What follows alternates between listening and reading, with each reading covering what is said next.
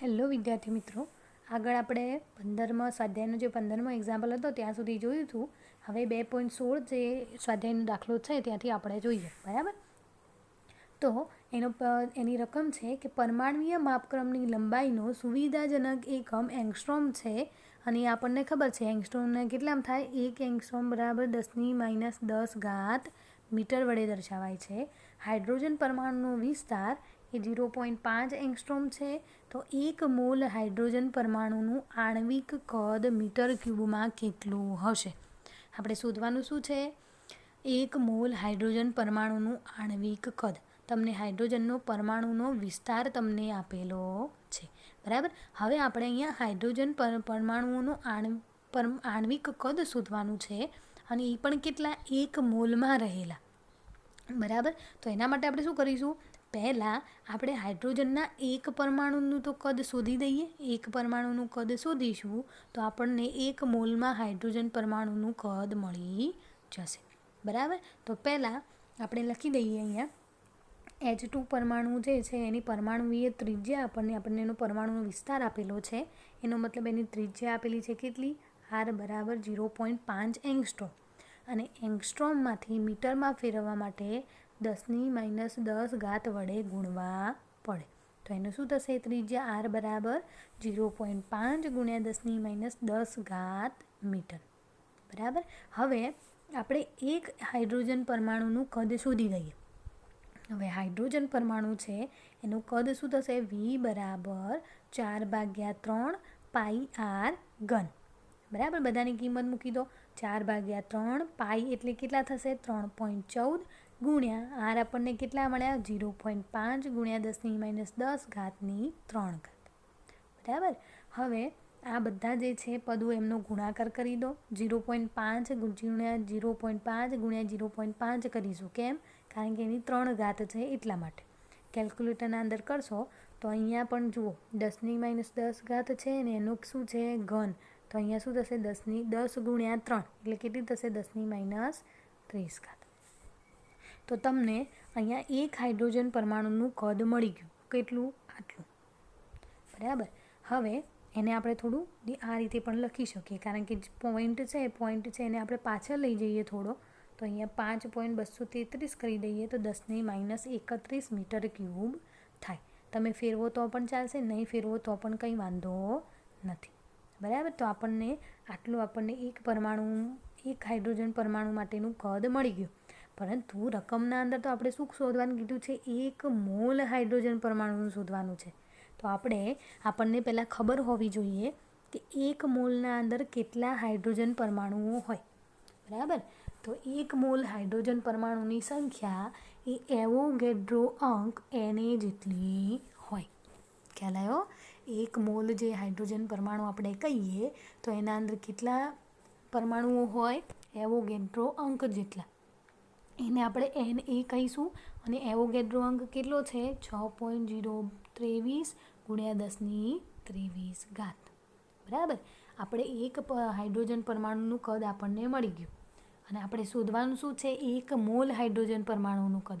તો 1 મોલના અંદર આટલા પરમાણુ રહેલા હોય. તો આપણને જે એક પરમાણુ માટે મળેલો છે Vની કિંમત, એને આપણે એવોગેડ્રો અંક વડે ગુણી દઈશું તો આપણને 1 મોલમાં રહેલા હાઇડ્રોજન પરમાણુનું કદ મળી જશે. બરાબર, તો એને આપણે V' કહીએ. 1 મોલમાં રહેલા હાઇડ્રોજન પરમાણુ કદ એને V' કહીએ. તો એને V × N કરીશું. V આપણે અહીંયા મળ્યા કદ, અને એવોગેડ્રો અંક વડે ગુણીશું તો આપણે બંનેનો ગુણાકાર કરશો તો તમને આટલો જવાબ મળશે. બરાબર, એક પોઈન્ટ આગળ લઈ જઈશું તો 10⁻7 થઈ જશે. અને એને જનરલી આપણે nearly equal to 3 × 10⁻7 metre cube લખી શકીએ. બરાબર, ખ્યાલ આવી ગયો? તો આપણે આના અંદર શું કર્યું? એ પહેલાં એક હાઇડ્રોજન પરમાણુનું કદ શોધી દીધું, અને એને 1 મોલનું શોધવા માટે આપણને જે જવાબ મળ્યો એ જવાબને એવોગેડ્રો અંક વડે ગુણી દીધા. બરાબર, તો આપણને 1 મોલ હાઇડ્રોજન પરમાણુનું કદ મળી ગયું. હવે 2.17 નામનો એક્ઝામ્પલ છે કે 1 મોલ આદર્શ વાયુ પ્રમાણભૂત તાપમાને અને દબાણે 22.4 L જગ્યા રોકે છે, અને એ શું છે? મોલર કદ છે. બરાબર, એ જગ્યા રોકે છે તો 1 મોલ હાઇડ્રોજન વાયુ માટે મોલર કદ અને આણ્વીય કદનો ગુણોત્તર શું હશે? બરાબર. અને આ શા માટે આ ગુણોત્તર મોટો છે? તો 1 મોલ આદર્શ વાયુનું મોલર કદ આપણને આપેલું છે કેટલું? 22.4 L. અને L છે એને આપણે મીટર ક્યુબમાં લેવાનું છે કદમાં, એને આપણે 10⁻³ વડે ગુણીશું તો આપણને મીટર ક્યુબના અંદર મળશે. હવે જેમ આગળ શોધ્યું હતું એ જ પ્રમાણે 1 મોલ હાઇડ્રોજન પરમાણુનું કદ શોધવાનું છે. તો એ કદ, આ એક પરમાણુનું કદ ગુણ્યા એને એવોગાડ્રો અંક વડે ગુણી દઈશું તો આપણને 1 મોલ હાઇડ્રોજન પરમાણુનું કદ મળી જશે. બરાબર. અહીંયા ડાયરેક્ટ લખેલું છે. આપણે આગળ કર્યું ને V' બરાબર V ગુણ્યા N કર્યું ને, અહીંયા કરેલું છે ડાયરેક્ટ. V બરાબર તો શું હતા? 4/3πr³. તો અહીંયા એ મૂક્યા છે, એને એવોગાડ્રો અંક વડે ગુણી દીધા તો આપણને 1 મોલ હાઇડ્રોજન પરમાણુનું કદ મળશે. બરાબર. તો જુઓ અહીંયા શું કરેલું છે? કિંમત મૂકી છે 4/3 પાઈની 3.14. R એટલે કેટલા થશે? જુઓ અહીંયા R ક્યાંથી લાયા? અહીંયા હાઇડ્રોજન અણુનું પરિમાણ તમને આપેલું છે 1 એંગસ્ટ્રોમ. બરાબર. આપણે એનું ત્રિજ્યા લેવાની છે તો આપણે શું કરીશું? 1 × 10⁻³ આપણને આપેલી છે, એની આપણે ત્રિજ્યા લેવાની છે તો આને શું કરીશું? 2 વડે ભાગી દઈશું. તો 1/2 એટલે કેટલા થશે? 0.5 ગુણ્યા 10⁻⁻⁰. આ આપણને શાનું મૂલ્ય મળશે? આરનું મૂલ્ય મળશે. તો આપણે અહીંયા લખી દીધું 0.5 ગુણ્યા 10⁻⁻⁰ અને એનો શું છે? ઘન, અને એવોગાડ્રો અંક. બરાબર. તો આપણને જવાબ એ ગુણાકાર કરશો તો તમને આ પ્રમાણેનો જવાબ મળશે. ઘાતના અંદર થોડો ફેરફાર કરવાનો રહેશે. બરાબર. તો જુઓ અહીંયા શોધવાનું શું કીધું છે? મોલર કદ અને આણ્વીય કદનો ગુણોત્તર. તો અહીંયા મોલર કદ કેટલું આપેલું છે આપણને? આપેલું છે રકમના અંદર 22.4 ગુણ્યા 10⁻³ અને આણ્વીય કદ આપણે અહીંયા શોધ્યું. એ બંનેનો ગુણોત્તર કરશો તો આપણને 7.1 ગુણ્યા 10⁻⁴ આપણને જવાબ મળશે. અને આ ગુણોત્તર મોટો છે કારણ કે વાયુમાં આંતર પરમાણુઓ વચ્ચેનું અંતર હાઇડ્રોજન અણુની સરખામણીમાં ઘણું જ વધારે હોય છે. વાયુના અંદર જે 2 પરમાણુ વચ્ચેનું જે અંતર હોય છે એ હાઇડ્રોજન અણુની સરખામણીમાં ઘણું જ વધારે હોય છે. એટલા માટે આપણને આ ગુણોત્તર મોટો મળે છે. ખ્યાલ આવી ગયો? કઈ રીતે કરીશું? જો આપણને આદર્શ વાયુનું મોલર કદ આપેલું છે તો એને આપણે મીટર ક્યુબના અંદર ફેરવી દીધું. આપણને અહીંયા હાઇડ્રોજન પરમાણુનું પરિમાણ આપણને 1 એંગસ્ટ્રોમ આપેલું હતું તો એના ઉપરથી 2 વડે ભાગી આપણે એની ત્રિજ્યા શોધી દીધી. બરાબર. હવે 1 મોલ માટે હાઇડ્રોજન પરમાણુનું કદ લેવાનું હતું, એનું સૂત્ર લખી કિંમતો મૂકી જવાબ શોધી અને આ બંનેનો શું કરી દીધો? ગુણોત્તર. મોલર કદ ભાગ્યા 1 મોલ પરમાણુનું કદ, તો આપણને જવાબ મળી જશે. બરાબર. હવે એના પછી છે કે નીચેનું સામાન્ય અવલોકન સ્પષ્ટપણે સમજાવો. તો કે આમાં કીધું છે કે ઝડપથી ગતિ કરતી એક ટ્રેનની બારીમાં તમે બહાર જુઓ તો જ નજીકના ઝાડ, મકાનો અને ટ્રેનની ગતિની વિરુદ્ધ દિશામાં ગતિ કરતા દેખાય છે, પરંતુ દૂરના પદાર્થો સ્થિર દેખાય છે. તો આ સાથી થાય છે એવું તમારે અહીંયા સમજાવવાનું છે. તો કે આપણે જ્યારે ટ્રેનમાં બેઠા હોઈએ ત્યારે આપણે નજીકના જે ઝાડને હશે એ શું થાય છે? ઝડપથી વિરુદ્ધ દિશામાં ગતિ કરતા હોય એવું લાગે, પરંતુ જે દૂરના પર્વતો ને એ બધું હોય એ આપણને ચંદ્ર હોય પછી પર્વતો હોય એ બધા છે આપણને ગતિ સ્થિર હોય એવું લાગે છે ને આવું કેમ થાય છે? બરાબર. તો જુઓ કે જ્યારે આપણે નજીકની જે વસ્તુઓ હશે એ આપણી આંખ સાથે મોટો ખૂણો બનાવે છે, કારણ કે નજીક હશે તો એ આપણી આંખ પાસે મોટો ખૂણો બનાવે છે. જ્યારે આપણે દૂરની જે વસ્તુઓ છે એ આપણી આંખ સાથે ખૂબ જ નાનો ખૂણો બનાવે છે. એટલા માટે એ બધી જે પર્વતો છે, ચંદ્ર છે એ બધા સ્થિર હોય એ પ્રમાણે આપણને દેખાય છે. જુઓ અહીંયા પણ આપેલું છે કે દૂરની વસ્તુઓ કરતાં નજીકની વસ્તુઓ નિરીક્ષકની આંખ આગળ મોટો કોણ બનાવે છે. જ્યારે તમે ગતિ કરો છો ત્યારે નજીકની વસ્તુઓ કરતાં દૂરની વસ્તુઓ માટે કોણીય ફેરફાર ઓછો હોય છે. એટલે નજીકની વસ્તુઓ માટે કોણીય ફેરફાર વધારે હોય છે અને દૂરની વસ્તુઓ પર કોણીય ફેરફાર ઓછો હોય છે. તેથી તમારી સાથે ફરતા દેખાય છે. અને તેથી સ્થિર દેખાય છે, જ્યારે નજીકના પદાર્થો વિરુદ્ધ દિશામાં જતા હોય એમ આપણને દેખાય છે. બરાબર. હવે નજીક દેખાતા બે તારાનું અંતર માપવા માટે આપણને જે દ્રષ્ટિ સ્થાનભેદનો સિદ્ધાંતનો ઉપયોગ કરવામાં આવે છે. નજીકના બે તારા છે એમની વચ્ચેનું શું માપવાનું છે? અંતર. તો આપણે દ્રષ્ટિ સ્થાનભેદની રીતનો ઉપયોગ કરવાનો છે. તો આમાં સૂર્યની આસપાસ પોતાની ભ્રમણ કક્ષામાં 6 મહિનાના સમયમાં અંતરાલમાં પૃથ્વીના બે સ્થાનોને જોડતી રેખા AB છે. એટલે અહીંયા પૃથ્વીના બે સ્થાનો અહીંયા આપેલા છે. એક પૃથ્વીનું સ્થાન અહીંયા છે અને એક પૃથ્વીનું સ્થાન અહીંયા છે. પૃથ્વી છે એ સૂર્યની આજુબાજુ ભ્રમણ કરે છે અને એના 6 મહિના પછી એની સ્થિતિ A અને B એ બંને શું છે? પૃથ્વીની સ્થિતિ છે. એટલે કે આધાર રેખા પૃથ્વીની કક્ષાના વ્યાસ 3 × 10⁻11 મીટર જેટલી લગભગ છે. અહીંયા શું આપેલું છે? પૃથ્વીની કક્ષાનો વ્યાસ આપેલો છે, એટલે બીનું મૂલ્ય આપેલું છે. કેટલું? બીનું મૂલ્ય 3 × 10⁻11 મીટર. જુઓ અહીંયા આ જે બીનું મૂલ્ય છે અહીંયાથી અહીંયા એનું મૂલ્ય આપેલું છે આપણને 3 × 10⁻11 મીટર. જો કે નજીક રહેલા બે તારા એટલા દૂર છે કે આટલી લાંબી આધાર રેખા હોવા છતાં તેઓ 1 સેકન્ડ જેટલા ચાપનો દ્રષ્ટિ સ્થાનભેદ દર્શાવે છે. એટલે કે આ બે જે છે પૃથ્વી એકબીજાથી જે તારાઓ છે ખૂબ જ દૂર હોવાથી આ જે છે અહીંયા 1 સેકન્ડ જેટલો કોણ બતાવે છે. બરાબર. થીટા જે છે એ શું આપેલું છે? 1 સેકન્ડ આપણને આપેલો છે. જો અહીંયા લખેલું છે થીટા કેટલો આપેલો છે? 1 સેકન્ડ. અને 1 સેકન્ડ છે એને આપણે શામાં ફેરવીશું? રેડિયનના અંદર. કારણ કે ખૂણો શામાં હોય? રેડિયનના અંદર. તો આપણે જે પહેલું ઉદાહરણ ગણ્યું હતું ને એના અંદર તમને યાદ હોય તો 1 સેકન્ડ બરાબર આપણે કેટલા મેળવ્યા હતા? 4.85 × 10⁻6 રેડિયન. આપણે ઉદાહરણ નંબર 1 છે એના અંદર 1 ડિગ્રી, 1 મિનિટ અને 1 સેકન્ડ માટેના રેડિયનના અંદર મૂલ્યો મેળવ્યા હતા. તો તમારે આ જોવું હોય તો તમે એના અંદર જોઈ શકો. બરાબર. ખગોળીય સ્તર પર લંબાઈનો સુવિધાજનક એકમ પાસેક છે અને પાસેક કોઈ પદાર્થનું સૂક્ષ્મ અંતર સૂચવે છે કે જે પૃથ્વી અને સૂર્ય વચ્ચેના અંતર જેટલી આધાર રેખાના બે છેડાઓ વચ્ચે આંતરેલ ખૂણો આર્ક સેકન્ડ બરાબર હોય છે. તો એક પાસેકનું મૂલ્ય મીટરમાં કેટલું હશે? તો એક પાસેકનું મૂલ્ય મીટરમાં કેટલું હશે એ પણ અહીંયા શોધવાનું કીધું છે. બરાબર. અહીંયા કેપિટલ D છે એ શું હશે? જે તારાઓ છે એ તારા વચ્ચેનું અંતર. બરાબર. O બિંદુ છે ત્યાં આગળ શું છે? તારો છે. જુઓ O બિંદુ શું છે? તારો છે. અને D છે એ તારા વચ્ચેનું અંતર, એટલે D અહીંયા તારો છે, અહીંયા પૃથ્વી, એ બંને વચ્ચેનું અંતર શું છે?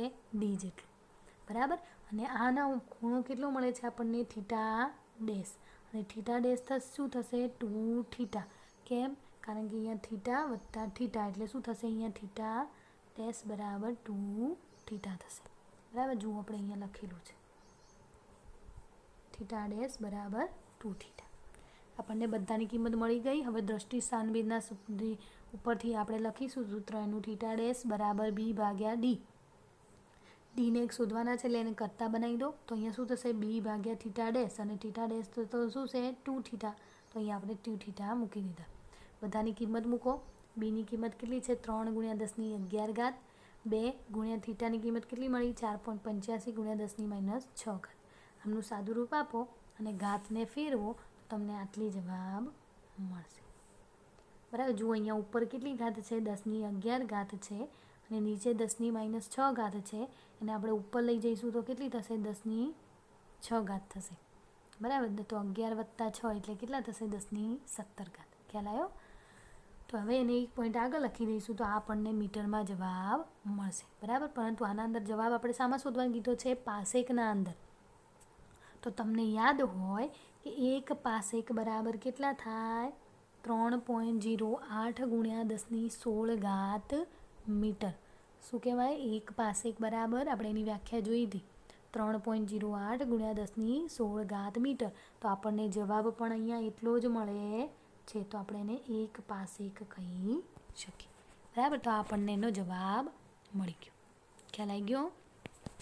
બરાબર. ચલો હવે એના પછી જોઈએ 2.20 છે કે આપણા સૂર્યમંડળમાં નજીકનો તારો 4.29 પ્રકાશ વર્ષ દૂર છે.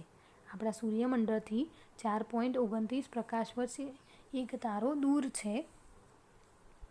પાસેકમાં આ અંતર કેટલું હશે એ આપણે શોધવાનું છે.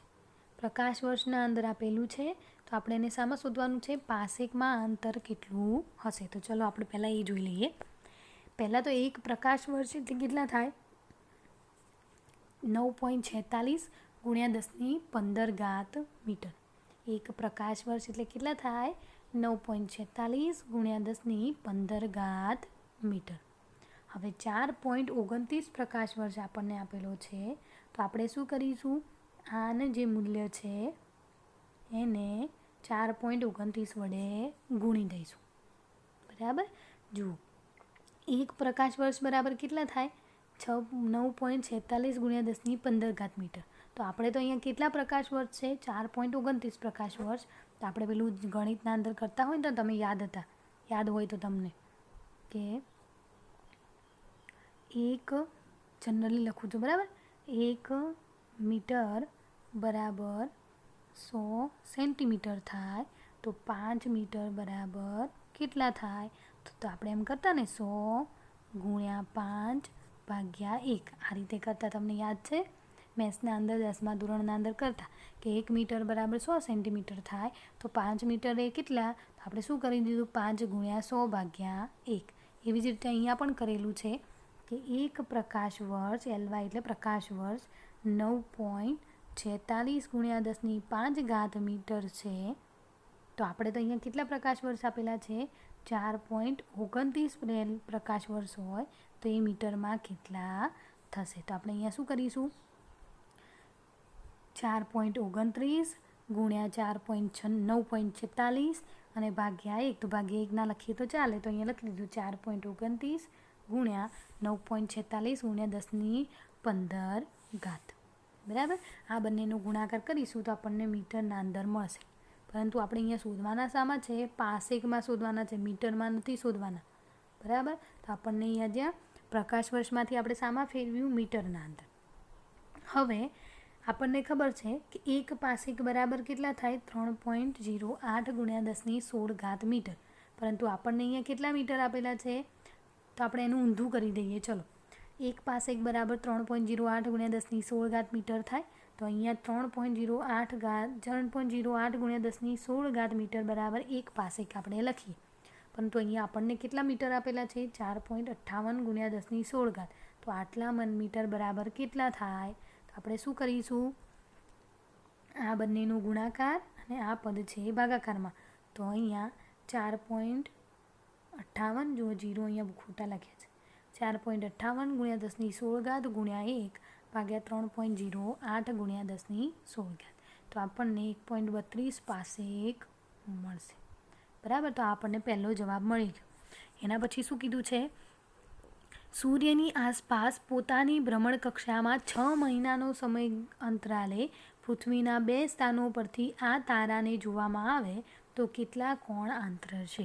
તો અહીંયા પણ આગળ જેમ કર્યું એ જ પ્રમાણે આપણને આપેલું છે. એક તારો આપેલો છે પર અહીંયા પૃથ્વીના 2 સ્થાનો આપેલા છે 6 મહિના ભ્રમણ કરીને. આમાંથી અહીંયાનું અંતર આપણને 1 AU આપેલું છે, અહીંયાનું અંતર 1 AU આપેલું છે, અને આ શું છે? B જેટલું અંતર ને કેપિટલ D છે. બરાબર? તો તારાથી પૃથ્વી સુધીનું અંતર, પહેલાં તો તારાથી આ તારો છે ત્યાંથી પૃથ્વી સુધીનું અંતર D આપણને આપેલું છે 4.29 પ્રકાશ વર્ષ, અને મીટરમાં કેટલું થશે? 9.46 ગુણ્યા 10⁻15 વડે ગુણીશું તો આપણને મીટર મળી જશે. બરાબર? હવે બી આપણને કેટલું મળશે? 1 AU વત્તા 1 AU એટલે 2 AU આપણને મળશે. બરાબર? તો 2 AU પાછું છે એ શું છે? એસ્ટ્રોનોમિકલ યુનિટ છે. તો આપણે એસ્ટ્રોનોમિકલ યુનિટની પણ સૂત્ર મેળવ્યું હતું. એસ્ટ્રોનોમિકલ યુનિટ બરાબર કેટલું થાય? 1.496 ગુણ્યા 10⁻11 મીટર. તો આપણે એક એસ્ટ્રોનોમિકલની જગ્યાએ એક કિંમત મૂકી દઈએ. બરાબર? આપણે અહીંયા શું શોધવાનું છે? આંતરેલો ખૂણો શોધવાનો છે, થીટા. તો આપણે થીટા બરાબર B ભાગ્યા D લઈએ. બીની કિંમત અને ડીની કિંમત મૂકશો તો તમને આ પ્રમાણેનો જવાબ રેડિયનના અંદર મળશે. બરાબર. પરંતુ જો તમે આટલા સુધી ગણો ને તો પણ ચાલે, કારણ કે આના અંદર ખાલી એનો જવાબ જ શોધવાનો કીધો છે, સામા શોધવાનો એવું કીધેલું નથી. તમે રેડિયનના અંદર જવાબ લખશો આટલા સુધી તો પણ ચાલે. બરાબર. પરંતુ જો આપણે એને સેકન્ડના અંદર ફેરવવા હોય તો આપણે કરીશું પાછો. આપણને અહીંયા જવાબ તો મળી જ ગયો છે. બરાબર. પરંતુ રેડિયનમાં મળ્યો છે તો આપણે એને સેકન્ડમાં શોધવો હોય તો પાઈ રેડિયન બરાબર કેટલા થાય? 180 ગુણ્યા 3600 સેકન્ડ. બરાબર. પાઈ રેડિયન એટલે શું થશે? 180 ગુણ્યા 3600 સેકન્ડ, કારણ કે 1 કલાકના અંદર 3600 સેકન્ડ હોય. બરાબર. અને પાઈ એટલે શું થશે? 180. પરંતુ અહીંયા આપણને રેડિયન કેટલા મળ્યા? 0.0737 ગુણ્યા 10⁻⁴ રેડિયન. તો આપણને સેકન્ડ કેટલા મળશે? તો આગળ ગણતરી રીતે કરતા હતા એ જ પ્રમાણે આ બધાનો શું થશે? ગુણાકાર, અને પાઈ ક્યાં આવશે? ભાગાકારમાં. તો આ બધાનો ગુણાકાર કરો. 0.0737 ગુણ્યા 10⁻⁴ 180 ગુણ્યા 3600, અને પાઈની કિંમત કેટલી છે? 3.14. એ મૂકી દો તો આપણને આટલો જવાબ મળશે. અને પોઈન્ટ છે એને આગળ ખસેડી દો. 1 2 3 4 4 વાર પોઈન્ટ આગળ ખસેડશો તો આપણને 1.52 સેકન્ડ જેટલો જવાબ મળે છે. બરાબર. ખ્યાલ આવી ગયો? તો આપણે પહેલાં શું કીધું હતું કે પ્રકાશ વર્ષમાંથી પાસેકના અંદર ફેરવવાનું હતું. તો પહેલાં આપણે પ્રકાશ વર્ષમાંથી મીટરમાં ફેરવી દીધું, મીટરમાંથી પછી પાસેકમાં ફેરવ્યું. બરાબર. એના પછી દ્રષ્ટિ સ્થાનભેદનો ઉપયોગ કરી આપણને આ મૂલ્ય આપેલું હતું. આ મૂલ્ય આપણે શોધી દીધું, એસ્ટ્રોનોમિકલ યુનિટ મેળવી. થીટા શોધવાનો હતો તો થીટાનું સૂત્ર વાપરી દીધું. પણ એનો જવાબ આપણને શામાં મળ્યો? રેડિયનમાં. તો આપણે શામાં ફેરવવો જોઈએ છે? સેકન્ડમાં. તો પાઈ રેડિયન બરાબર, પાઈ એટલે 180, રેડિયન એટલે 1 કલાકમાં સેકન્ડ કેટલા હોય? 3600 સેકન્ડ. તો અહીંયા 3600 વડે ગુણ્યા. પરંતુ આપણને રેડિયન આટલા મળે છે તો શું કરીશું? આ બંનેનો ગુણાકાર ભાગ્યા પાઈ. તો આપણને સેકન્ડના અંદર જવાબ મળી જશે. બરાબર. તો આપણે આજનું જે છે એ આટલા સુધી આપણે રાખીએ. બરાબર. બાકીના હવે ચાર એક્ઝામ્પલ આપણે અહીંયા બાકી છે એ આના પછીના લેક્ચરના અંદર આપણે જોઈ લઈશું. બરાબર.